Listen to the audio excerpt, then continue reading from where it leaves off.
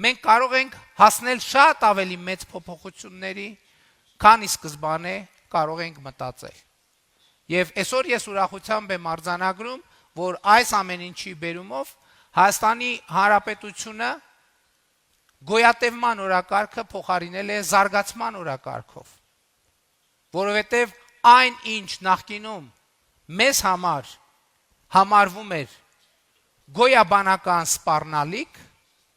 մենք այսօր գտնվում ենք այդ սպառնալիքը, նկատի ունեմ աշխարհագրական դիրքը, բացառիկ առավելության վերածելու ճանապարհին, երբ որ Հայաստանի Հանրապետությունը գրավիչ է ներդրումների համար, այսօր իմիջիայլոց Եվրոպական միությունը ընդունեց հայտարարություն, որով միջազգային ներդրողներին կոչ է անում ներդրումներ անել Հայաստանի Հանրապետությունում։ Եվ սա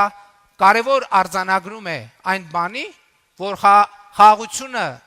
Հայաստանի Հանրապետությունում ոչ միայն հաստատված է, այլև ունի միջազգային վստահելիություն եւ միջազգային ինստիտուտները ներդրողներին հրավիրում են Հայաստանի Հանրապետություն այդ ներդրումները իրականացնելու եւ այդ ներդրումները արդեն իսկ ընթացքի մեջ են։ Եվ հետեւաբար մեր օրինակը կարծում եմ շատ կարևոր օրինակ է, թե ինչպես երկիրը առանց նոր հանքեր բացահայտելու կարող է զրո էներգետիկ ռեսուրսով երկրից վերածվել անսահմանափակ էներգետիկ ռեսուրսներ ունեցող երկրի, ինչպես կարող է երկիրը